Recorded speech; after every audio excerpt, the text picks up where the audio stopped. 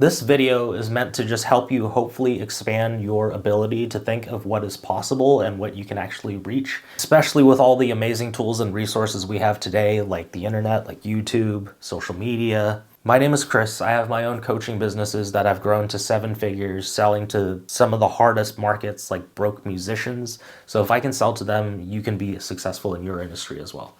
I want to tell you a little bit about my story, not to bore you because you don't care about me, but hopefully this shows you that almost anything is possible. So the first job I ever had was working at Subway. I worked there for a long time, longer than I like to admit. And I remember going home every day, my hands smelling like pepperoncinis and onions, and it was the worst thing ever. I remember speaking to my girlfriend, she'd work like 8-10 hour days, way longer than I did. I worked like 3-4 hour days, part-time, a couple days a week, and it was miserable. I hated it so much, but I didn't know what I was complaining about because I only had to spend a few hours there.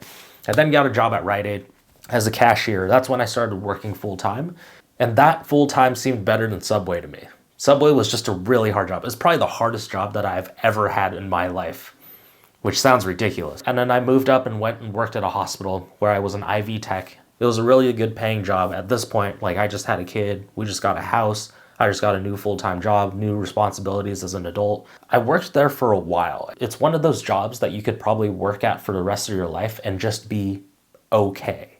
Not the best, okay.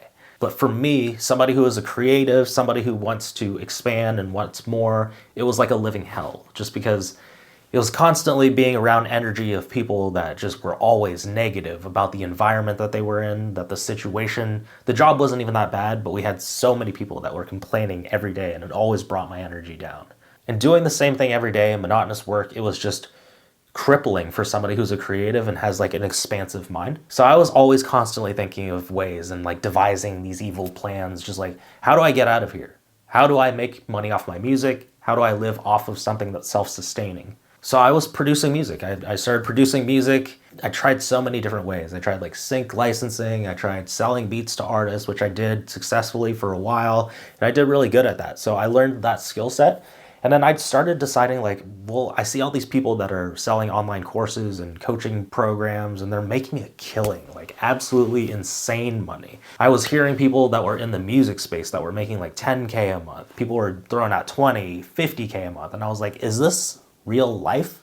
Because I was around people that made good money. I was working in a hospital. I was around doctors, pharmacists. They made good money, at least what I thought was good money at the time. Anything over that mystical 6-figure mark, it just seems like absurd. And I never thought that I'd be in a position where I would make more than 6 figures per year. It was like this elusive number that I never thought I would have because I wasn't an educated person. I didn't go to college. I don't have degrees. I don't have all these scholarships or whatever the school things people have, right? I never had that kind of stuff.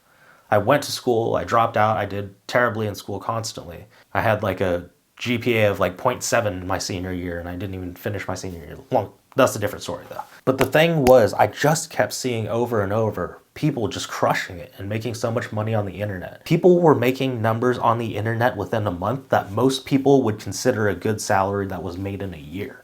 So I was like, what is this madness? So I kept diving deeper and deeper and deeper into different mentors and different business coaches that supposedly taught you things like this. I finally stumbled on one that I really resonated with. And at this time, I had bought courses and self-directed things for a while. I bought like $200 courses, $1,000 courses here and there. And honestly, it just wasn't enough commitment from me financially where it hurt enough for me to pay attention. I'd watch like the first module or the first week, and then the rest would die on my hard drive. Or I just wouldn't even create a login. I'd buy the course because it was some sort of impulse buy at the time. Then I would just let it die on my hard drive, never created a username, never created a password, never logged in. So all that happened was like, I just spent a little bit of money on something that never really changed my life. It wasn't enough of a commitment. I didn't have enough skin in the game to actually uproot all my daily bad habits and actually focus and go all in on this thing. However, when I came across this coach, it was different. It wasn't like buy straight off of an order page. It was like, hey, book a phone call and see if we're a good fit. So I decided to book a call after a ton of deep diving. And I got on the phone with them, and I remember being like just so ready. I was like, cool, I read his book. I've checked out all the videos. I've got $1,000 in my bank account. I am ready to go.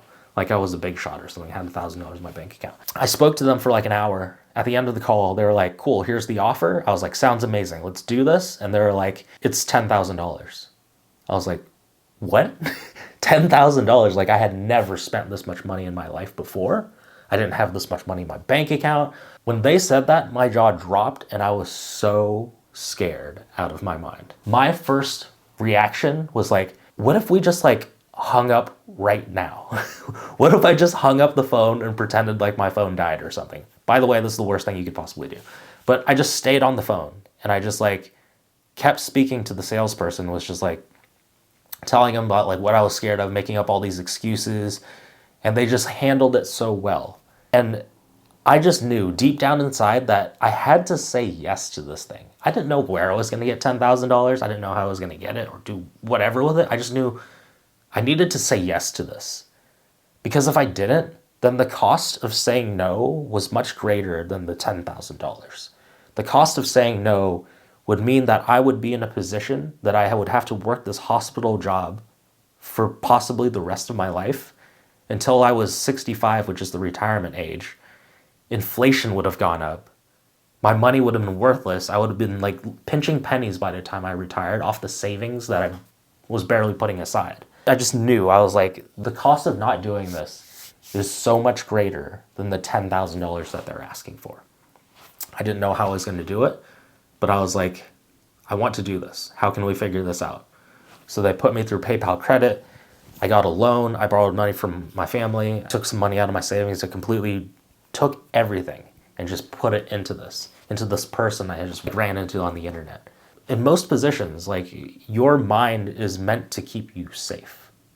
It means that if there's a danger, it's going to try to make you avoid that and go the other way. So if I would have let my fear take over and my human psychology take over and be fearful and leave, that would have been the most costly decision of my life. Because if I said no to that phone call, I would not be where I am today. I would be working a job. I would have missed out on all my daughter's dance recitals, softball games, basketball practices.